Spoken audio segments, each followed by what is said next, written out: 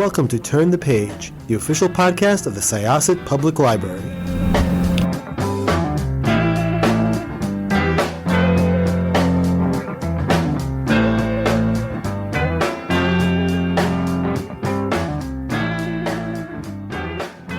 Hello, everybody. This is Evelyn Hershkowitz, Reader Services Librarian on the Turn the Page podcast. And today we have with us a special guest, Lacie Waldon. This is her third book that we're going to be talking about, The Only Game in Town. So I'm just going to read a little bit about Lacie, and then we'll get into talking to her. She's a best-selling author with her head in the clouds, literally, a flight attendant based in Los Angeles. Waldon spends her days writing from the jump seat and searching the world for new stories. Her novels, The Layover and From the Jump, have received critical praise and have been featured in USA Today, BuzzFeed, Pop Sugar, Forbes, and many other publications. And today we're going to talk about her third book, The Only Game in Town. So thank you so much for joining us, Lacie. We appreciate that. Thanks for having me. So tell me, how does a published author go from being a flight attendant to being a published author? I just started writing while I was flying because I needed something to do on my overnights and on the plane, and it worked out. It became something. Did you always want to be an author? I actually always wanted to be a flight attendant. I did want to be an author when I was a kid. Yeah. And then my mom had a friend who was just a very normal adult. And then she got a job as a flight attendant. And all of a sudden she was like super happy, super glamorous, like flitting all over the world. Like every time she came in the house, you could just feel her energy. And I was like, that's it. That's the ticket. She was like the happiest adult I'd ever known. So I decided I was going to become a flight attendant. That's so cool. Did you do international flights or domestic? I probably shouldn't say what airline I'm with, but yeah, I've done some international. I do mostly domestic, just because I prefer that, because we didn't start flying internationally till I'd been flying for a long time. Okay. And I like taking, if you go on the road for weekly for years at a time, like you get used to taking all your own food, you get used to like your routine. And when you go anywhere internationally, you can't have any food. So I like to stay local so that I can kind of eat out of my bag and watch my Netflix and have cell service. Well, that's great. Wow. That's something I'm not a huge fan of flying.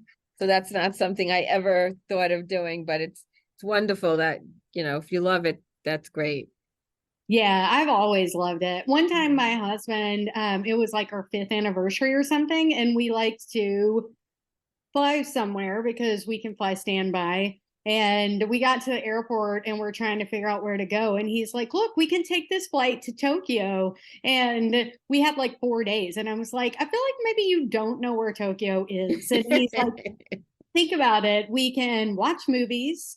They'll bring us food. We'll have unlimited beverages. Like, that's the vacation in itself. So we did. We went. You flew to Tokyo with 4 days? Yeah. Yeah. We went all that. But he did run us like into the ground while we were there. Somehow we managed to take a bullet train to Osaka and go to a sumo wrestling tournament. It happened to be the Cherry Blossom Festival, so we got to see that. But he was running us so hard that like there would be points where I'd be like, buddy, I am hungry. Can we please add food into this itinerary? And then he'd just take us into the nearest place, and they wouldn't have English like menus because we weren't planning appropriately. Right. So he'd be like, all right, we'll have one of what they're having and one of what, and we never knew what we were getting. It was a very intense trip, but we had a great time on the planes, and we had a good time there. Good for you guys. That's wonderful that you can do that. So I'm guessing by that you're not a planner when you write, that you're a pantser. I am. My agent has suggested repeatedly that I might want to remedy that. And I do try, but no, it always goes a different direction once I start writing it anyway. So it's hard to plan.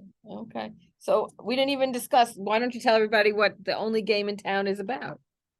It is about a small town, and this guy who is super rich and super involved in the town and has kind of become like the mayor in name only.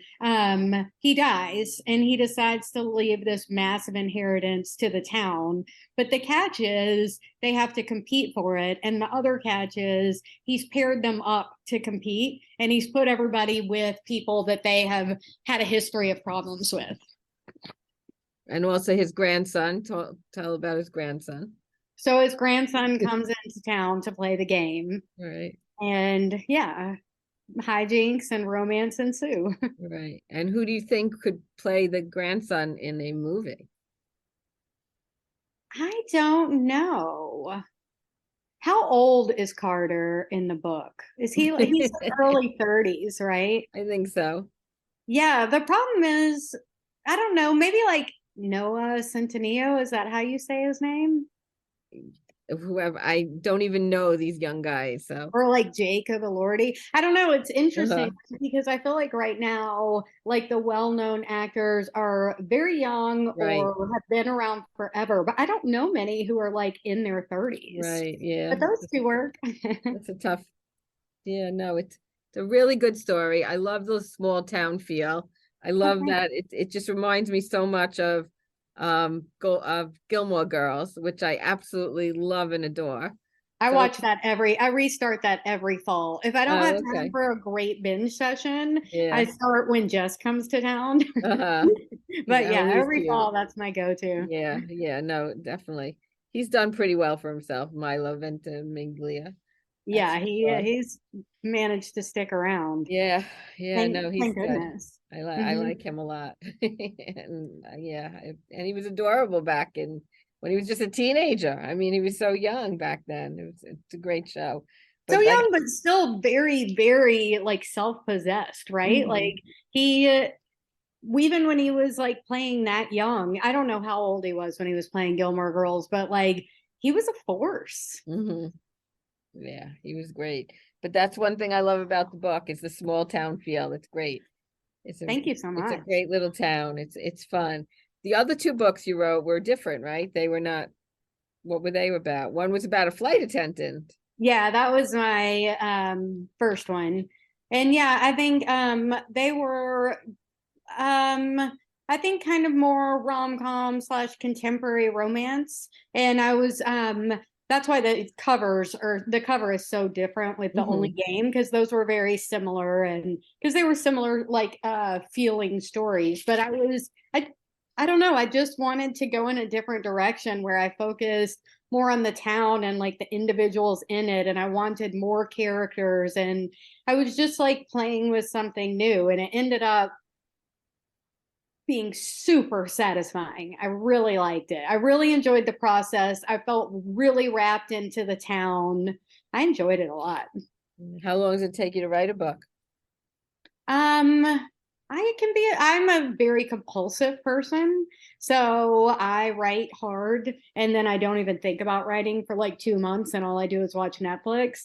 So I will admit it takes about 6 weeks to make a really solid first draft, but that is writing 8 to 10 hours a day. Like I turn my phone off, I put it in the toaster oven, I unplug the router, I write obsessively for weeks at a time. And then I'm like, this is finished. And I always think I'm going to be that person who just like barrels through and then does all the editing, like revisions and stuff later. Like I'm just going to make that dirty first draft that everybody talks about. But I get so caught up in the words and stuff. So like my first drafts tend to be like pretty similar to the final copy.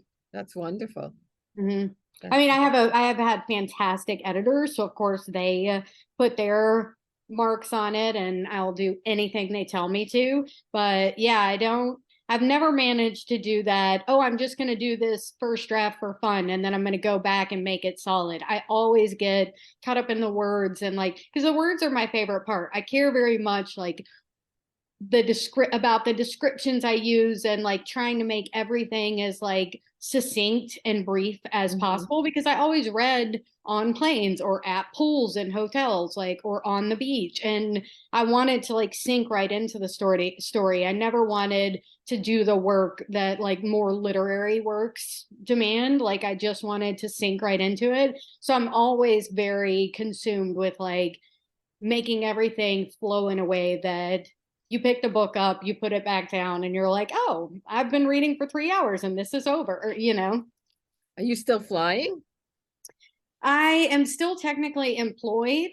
When I sold the third book, I stopped flying, and like technically I can retire in 2 years. So I'm just kind of getting rid of all my trips and like inching toward retirement. Oh, wow. So Mhm. you're a full-time author now. I am a full-time author. Good for you. That's Thanks. wonderful. You have another book coming out too? No, I'm working on some different stuff at the moment. Okay. Well, this Mhm. one hasn't even come out yet, right? Right. What are you doing? Why are you throwing more pressure my way? Well, I have a finished copy. So normally when I have an advanced reader copy, I know the date it's coming out, but it's coming out when? March 21st. Oh, Also, okay. I'm impressed that you have a copy. I literally got mine 2 days ago. That's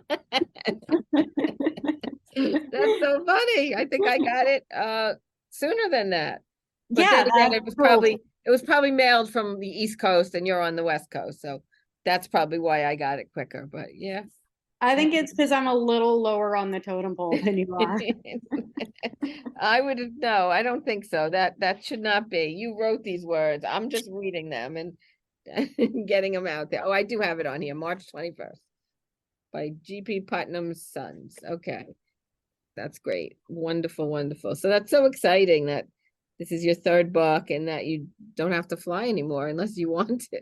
I know, isn't that fun?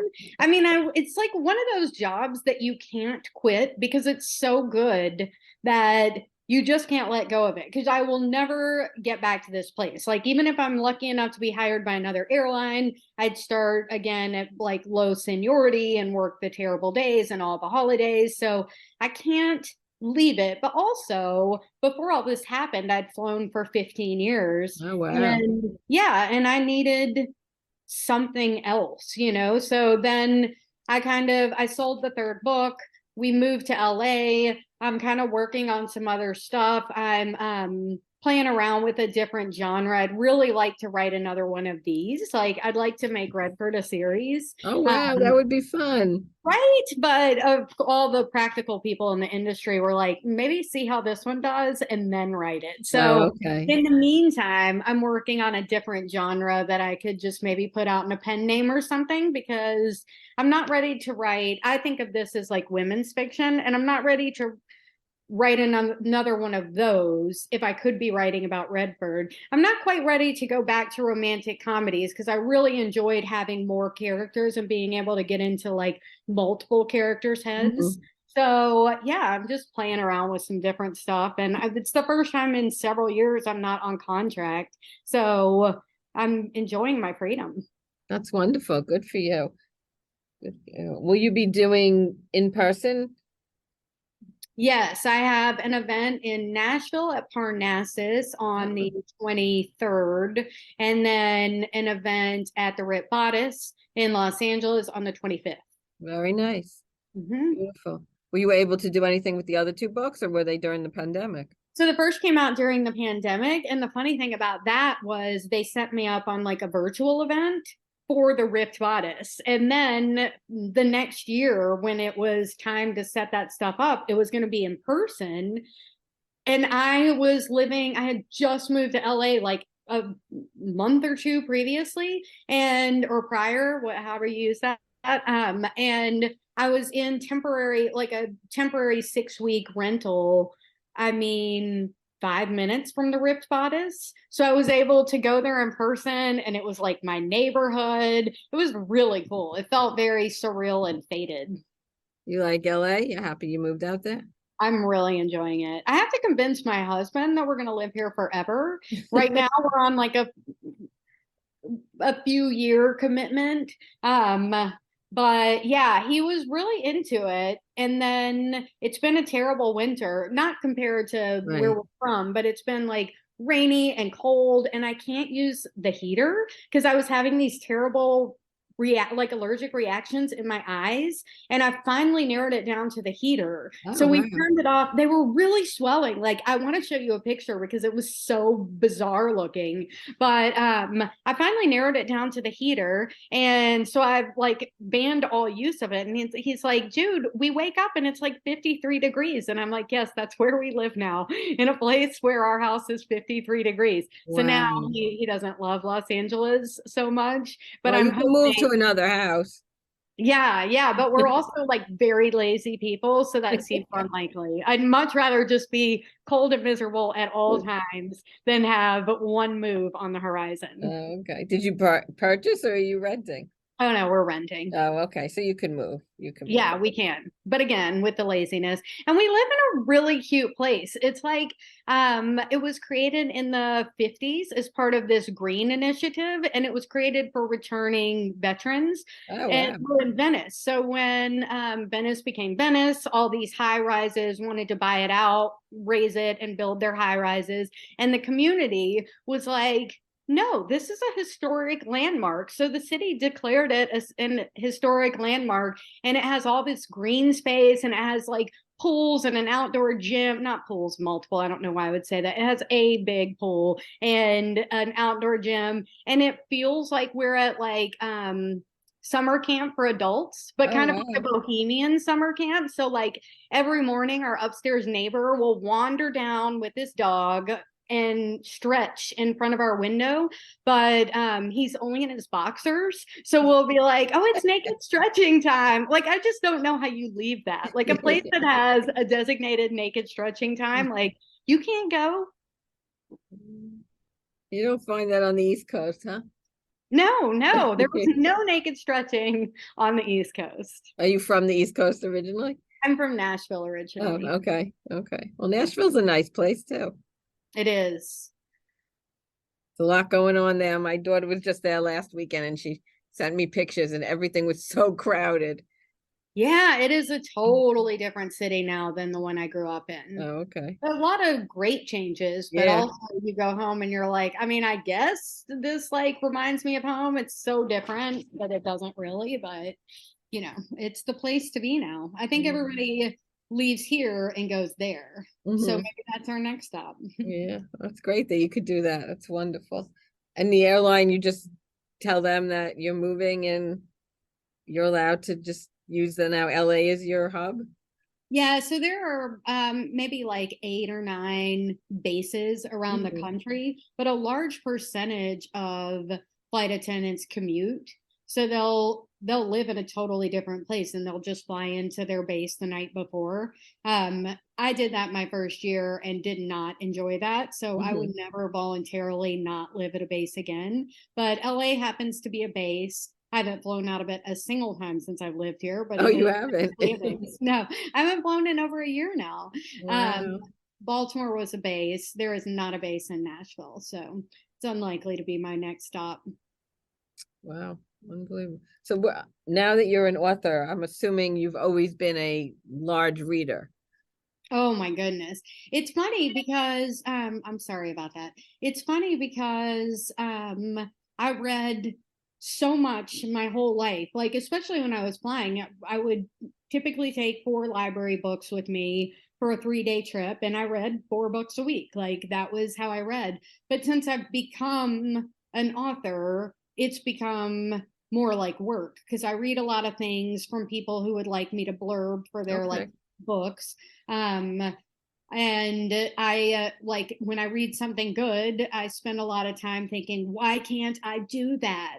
And it's changed. So ironically, I've read the least over the last like year that I have since I was like in high school. Because in high school I didn't read.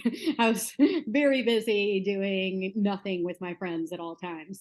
But now I have to like find that escape in video games. So I find myself, I was never a video game player until the pandemic. And then my husband and I wanted something to do together other than watch TV when we were stuck in the house for 2 years. So we started playing these like I don't know, I call them all wizard pants because somehow you spend a lot of time like bartering for the armor that has the best magical abilities. But I play video games a lot now. Did I you should read get Tomorrow and Tomorrow and Tomorrow? I didn't. I Oh, haven't read that one yet. okay. That's the backdrop is part of it is they are creating video games. Oh, cool. Yeah, so you might like that one. So what have you read recently that you've really liked? I've been on kind of a kick with darker things. So I did a Leanne. I don't know how you say her name. I call her Leanne Moriarty. Is that right? The husband's secret, Big Little Oh, Lies. yeah. I Leanne read. Moriarty. Okay, I read all her stuff again. I some of them were audiobooks because I love her books and audiobooks because they always have the Aussie accents. I also was able to get the advanced copy of the audiobook. Your audiobook is really good too. Of mine? Yeah. Oh, yay, that's so fun. I haven't heard it yet. Yeah, well, I you was can delighted. Oh, sorry, go ahead. you can get PRH has advanced copies of audiobooks. So Cool. yours was one of the ones that was on there. So I was listening. I like to do both. I like to read the book and listen to the book. So that's what I Same. did with that's what I'm, yeah, with the only game in town. And it's got a few different voices, so it's very nice. Yeah, I know. I was so excited about Yeah. that. Yeah, I've been doing a lot more audiobooks lately because that doesn't have the same thing where I'm like super jealous of their phrasing and like trying, your mind gets caught up in, oh, how did they make that so visual? Now you're going back and looking at it analytically, which takes you out of the magic.